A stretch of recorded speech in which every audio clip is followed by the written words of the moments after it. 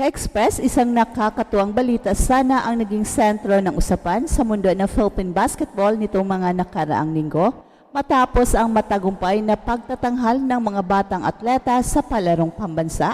Maraming fans ang napabilib at agad na nagtutulak na isama ang ilan sa mga standout players para sa Gilas Pilipinas Youth Program. Isa na rito ang viral sensation na si Andre Ugadan ng Calabarzon. Isang 6'2" high flyer mula sa San Beda Red Cubs at sa dami ng highlights niya online, pati si Coach L.A. Tenorio ng Gilas Youth ay natag na ng mga netizens sa social media post na nagpapakitang karapat-dapat daw itong isama sa national team. Pero ka-Express, kahit gaano pa kahusay at ka-promising ang talent ni Andre Ugadan at iba pang mga standout sa palaro, may isang mabigat na dahilan kung bakit hindi sila maaring isama sa anumang youth level tournaments ng FIBA sa hinaharap. At ang dahilan, age eligibility. Sa mga tournament ng FIBA tulad ng Under 16, Under 18 at Under 19, napakahigpit ng patakaran pagdating sa edad. Ayon sa FIBA Internal Regulations, Book 3, Provision Number 146, ang age limit ng isang player ay kinakalkula base sa taon ng tournament minus ang minimum na age para sa kategorya na yon. So ibig sabihin, kung ang tournament ay under 18, sa taong 2026, dapat ay ipinanganak ang player noong 2008 o mas bata pa. At dahil dito, kahit na bagong 18 years old pa lamang itong si Andre sa 2026, siya ipinanganak na noong 2007, isang taon na lampas sa cut-off. Kaya technically, hindi na siya eligible para sa anumang youth level tournament sa FIBA. At hindi lang si Andre ang apektado, marami pang palarong pambansa standouts ang nagpakitang gilas sa court ang wala ng tsansang maisama sa ating national pool para sa youth competitions. Ayon kay dating Gilas Youth Assistant na si Coach Enzo Flojo, most of the standout players in the palaro are too old na for any FIBA age group tournaments moving forward.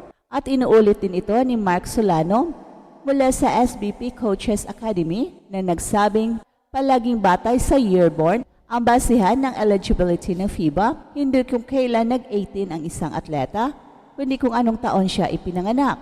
Tila ito ay isang masaklap na katotohanan sa ibang bansa na uhaw sa pag-usbong ng bagong basketball heroes.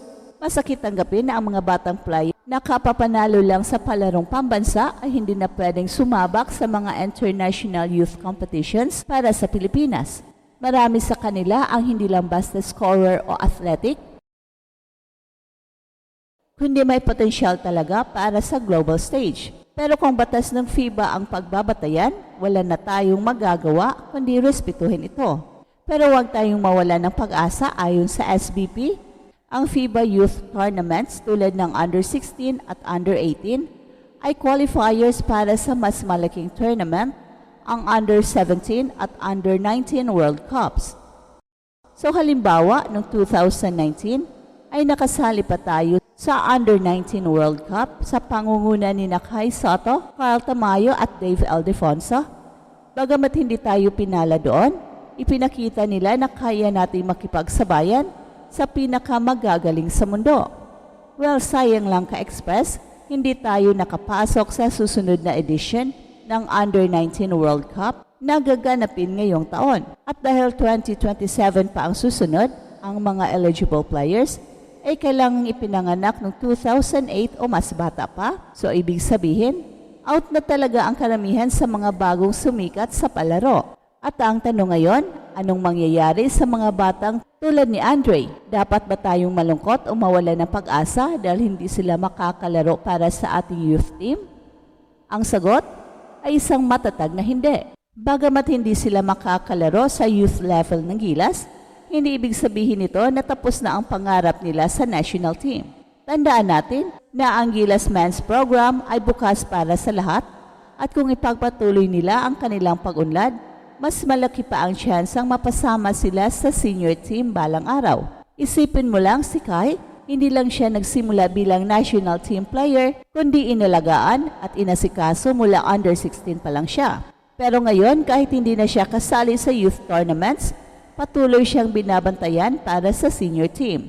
Ganito rin ang pwedeng landasin ng mga tulad ni Andre na kung ipagpatuloy ang kanyang galing, sipag at tiyaga ay posibleng maging bahagi ng Gilas Men sa hinaharap. Age restriction man ang kalaban sa ngayon, hindi nito mapipigil ang potensyal na meron siya. Well, sa totoo lang ka-express, isang magandang problema ito para sa basketball ng Pilipinas. Ibig sabihin, mas marami na tayong dekalidad na player sa grassroots level. Hindi na tayo umaasa sa iilan ngayon. Halos bawat rehiyon may inaabangan. Ang challenge na lang ay kung paano natin sila mapapalago, ma-develop at mabibigyan ng tamang exposure kahit hindi sila eligible sa youth tournaments ng FIBA. At dito papasok ang papel ng mga college programs, semi-pro leagues at development academies sa bansa. Dahil dito mahalaga ring gampanan ng SBP ang mas malawak na papel, hindi lang sa pagpili ng national players, kundi sa pagpapalawak ng opportunities para sa mga tulad ni Andre. Dapat silang tulungang makahanap ng exposure sa labas ng FIBA system. Baka nga mas maganda pa kung maibukas din sa kanila ang pinto ng 3x3 program ng Pro Pathways gaya ng MPBL o PBA League o maging training pools para sa future senior tournaments. At para sa ating mga fans, hindi tayo dapat malungkot. Dapat pa nga tayo maging excited. Oo, hindi makakasama sa Gilas Youth sina Andre at iba pa. Pero may mas malaking laban na pwede nilang salihan. At sa pagbibigay ng suporta sa kanila, mas mapapadali ang kanilang pag-angat sa mas mataas na antas ng competition.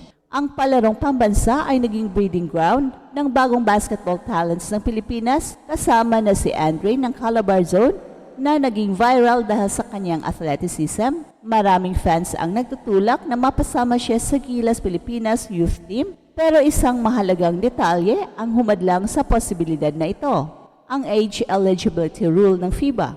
At ayon sa patakaran, tanging mga ipinanganak lamang noong 2008 pataas ang pwedeng lumahok sa under-18 tournaments para sa 2026, samantalang si Andre ay ipinanganak noong 2007. Ipinaliwanag ng dating Gilas Youth Assistant Coach na si Enzo Flojo at ng SBP Coaches Academy na palaging yearborn ang batayan ng FIBA. Hindi ang eksaktong edad ng player. Kaya kahit papasok pa lang sa edad na 18 si Andre sa 2026, disqualified na siya. Ito rin ang dahilan kung bakit karamihan sa mga standout sa palaro ngayong taon ay hindi na eligible sa anumang future FIBA Youth Tournaments tulad ng Under-18 Asia Cup at Under-19 World Cup. Pwede pa rin silang maging susunod na basketball heroes ng bansa sa mas malawak na entablado.